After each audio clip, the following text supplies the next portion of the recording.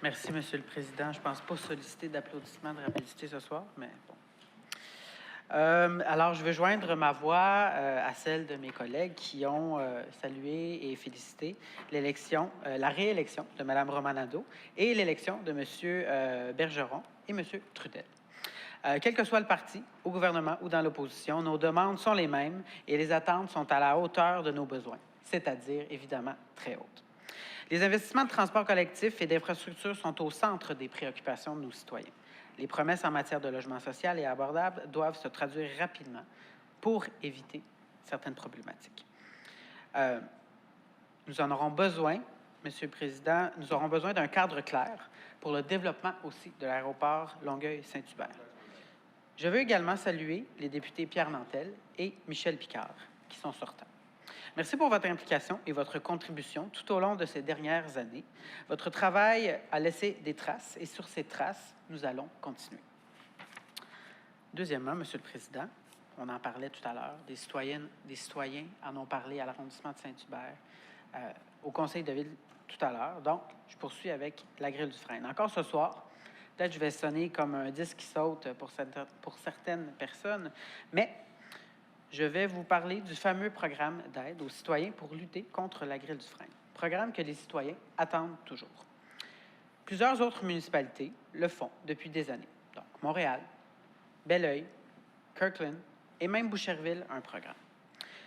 Justement, lors du dernier conseil de l'arrondissement de Saint-Hubert, une citoyenne est venue mettre un peu de pression sur les élus pour qu'on livre ce dit programme tant attendu.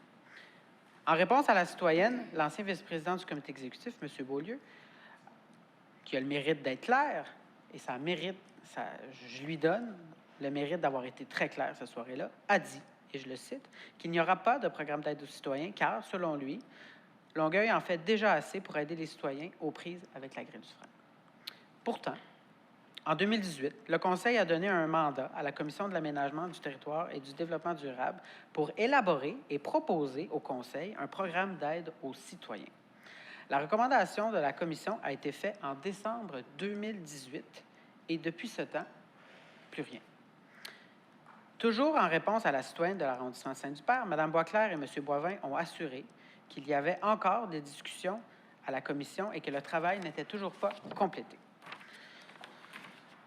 Pourtant, le mois dernier au Conseil, le président de la Commission nous avait vraiment assuré que le programme n'était plus entre ses mains et qu'il était transmis au comité exécutif qui fait son travail.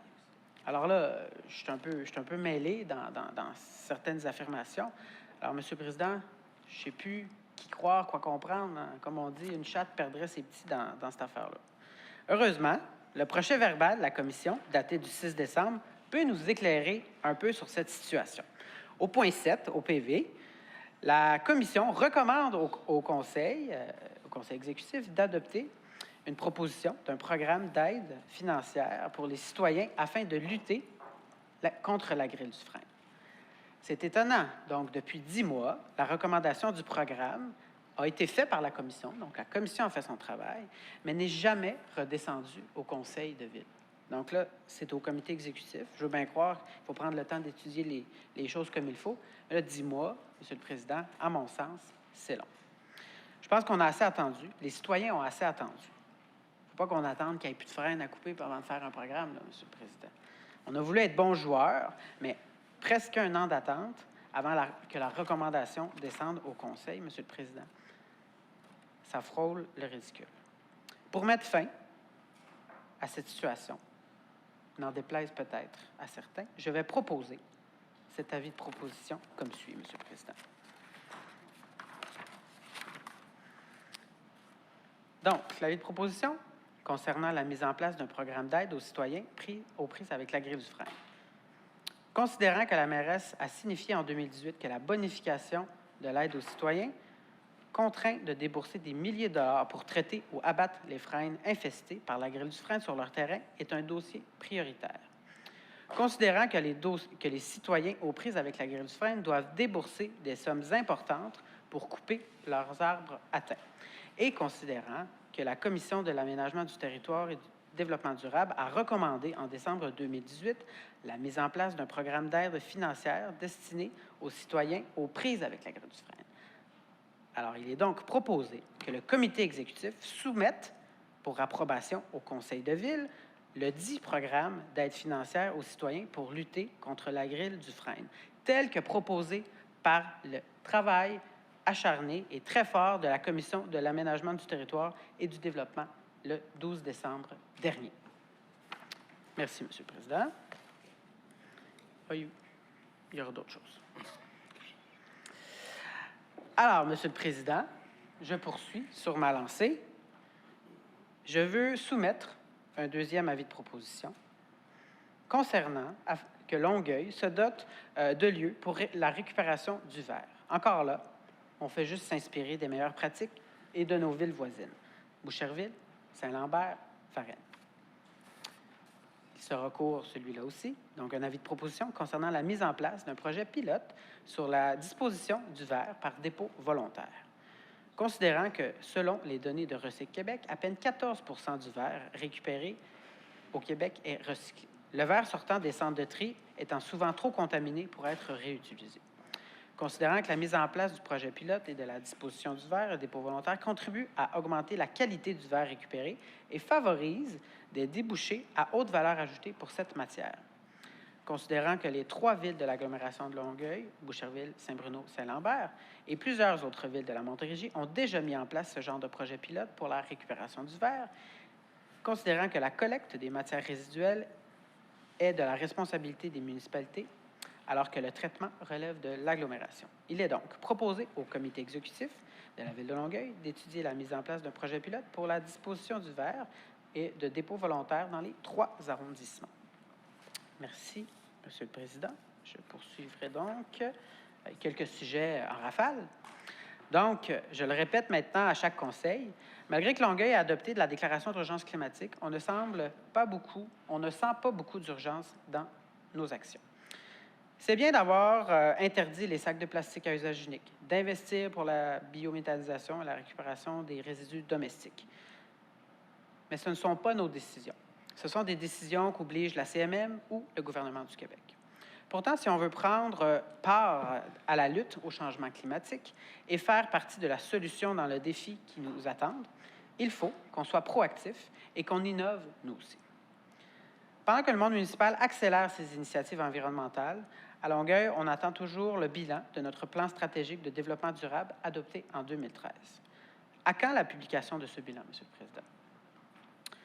Et puis, Monsieur le Président, puisqu'on est dans les bilans et les publications et les échéances, on nous avait promis un plan et un plan de relance du marché public pour le mois d'octobre.